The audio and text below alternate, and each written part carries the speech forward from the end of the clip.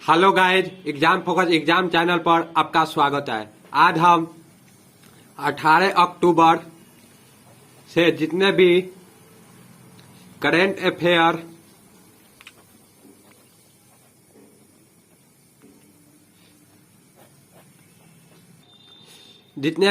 Affair बनने वाले होंगे उसे हम देखेंगे। क्वेश्चन नंबर 1 को, हाल ही में अंतर्राष्ट्रीय गरीबी उन्मूलन दिवस कब मनाया गया है? हाल ही में अंतर्राष्ट्रीय गरीबी उन्मूलन दिवस कब मनाया गया है? इसका आंसर जो होगा वह सी होगा। सी यानी 17 अक्टूबर को अंतर्राष्ट्रीय गरीबी उन्मूलन दिवस मनाया गया है। क्वेश्चन नंबर 2 को देखते हैं। हाल ही में भारत पे के बोर्ड चेयरमैन के रूप में कौन शामिल हुए हैं? इसका आंसर जो होगा ये बी होगा। रजनीश कुमार जो है वह भारत पे के बोर्ड चेयरमैन के रूप में शामिल हुए हैं। और रजनीश कुमार से जुड़े एक बात को जान लेते हैं। यह SBI के पूर्व चेयरमैन थे। रजनीश कुमार जो थे वह SBI के पूर्व चेयरमैन भी थे। और ये भारत 3 को देखेंगे। हाल ही में किसने जयपुर हवाई अड्डे का प्रबंध संभाला है?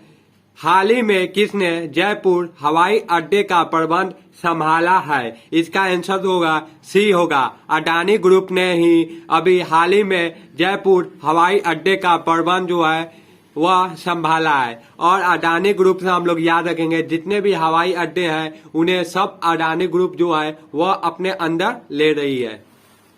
क्वेश्चन नंबर 4 को देखेंगे। हाल ही में आंध्र प्रदेश की पहली PM वाइन परियोजना कहाँ शुरू की गई है? यानी अभी आंध्र प्रदेश की पहली PM WAIN विन परियोजना कहाँ शुरू की गई है? इसका आंसर जो होगा बी होगा।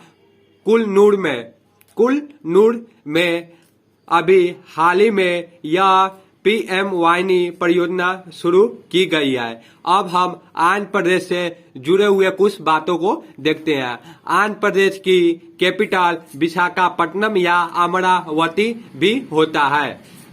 आंध्र प्रदेश का कैपिटल विशाखापट्टनम या अमरावती भी बोल सकते हैं। वहाँ का CM YS जगनमोहन रेड्डी भी है। वहाँ का CM जो है वह YS जगनमोहन रेड्डी है।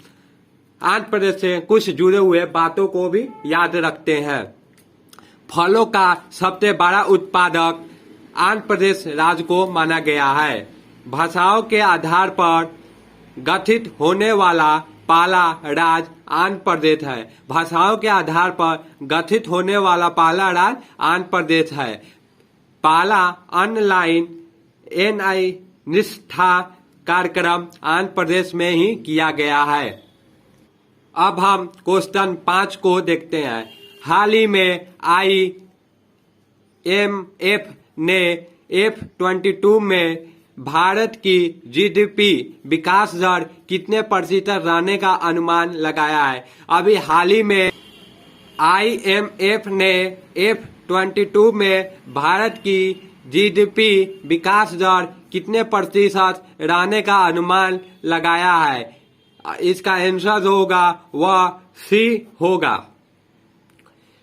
यानी 95% जो है वह IMF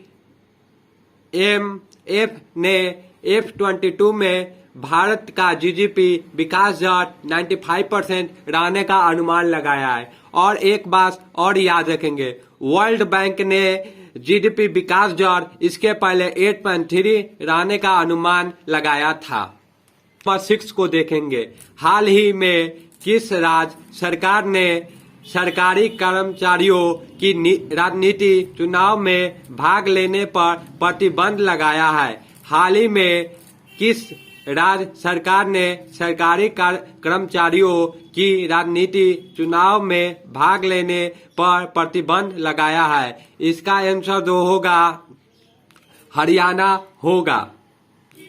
हरियाणा के सरकार ने सरकारी कर्मचारियों के राजनीतिक चुनाव में भाग लेने पर प्रतिबंध लगाया। जुड़े हुए कुछ फैक्ट को देख लेते हैं। हरियाणा का कैपिटल चंडीगढ़ होता है। वहां का सीएम जो है वह मनोहर लाल खट्टर है। हरियाणा से जुड़े और कुछ फैक्ट को देखते हैं। प्रशांत कुमार अग्रवाल नए डीजीपी बने हैं। हरियाणा के जो हैं प्रशांत कुमार अग्रवाल जो हैं वह नए डीजीपी बने हैं। हवाई टैक्सी सेवा शुरू की गई है, वह हरियाणा में शुरू की गई है। मेरा पानी मेरी विरासत योजना भी ये हरियाणा में शुरू किया गया है। क्वेश्चन नंबर 7 को देखेंगे।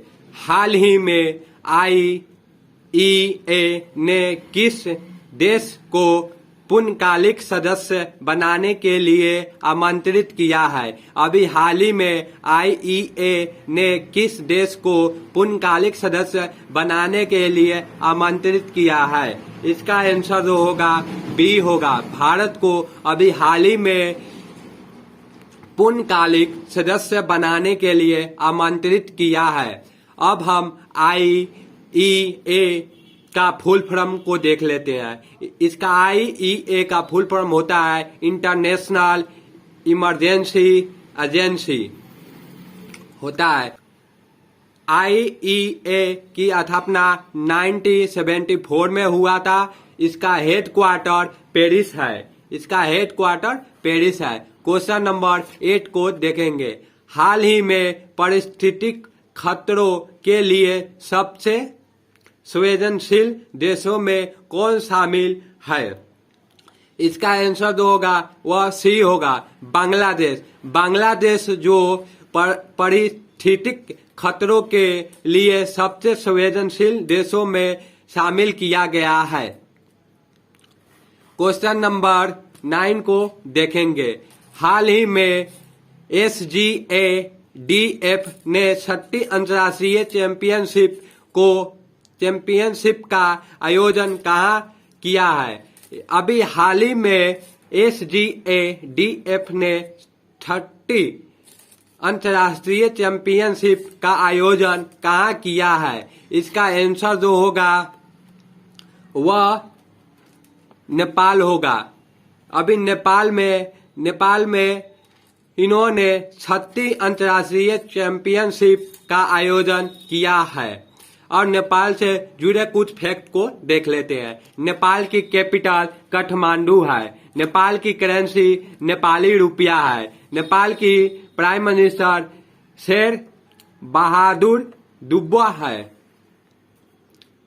क्वेश्चन नंबर 10 को देखते हैं। हाल ही में अलेक्जेंडर सोलेनबर्ग किस देश के नए चांसलर नियुक्त हुए हैं? यानी अलेक्जेंडर सोलेनबर्ग किस देश के नए चांसलर नियुक्त हुए हैं? इसका आंसर होगा ए होगा, ऑस्ट्रेलिया। ऑस्ट्रेलिया के अभी नए अलेक्जेंडर सोलेनबर्ग जो नए चांसलर के रूप में नियुक्त किए गए हैं। और अब ऑस्ट्रेलिया से जुड़े कुछ बातों को देख लेते हैं।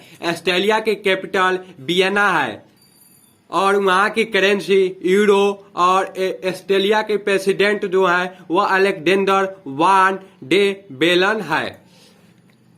वहाँ का प्रेसिडेंट जो है अलेक्जेंडर वान डे बेलन है। आज हम यहीं पर खत्म करते हैं। एग्जाम फोकस एग्जाम चैनल पर जुड़े रहने के लिए धन्यवाद। आप लाइक शेयर एंड सब्सक्राइब जरूर करें।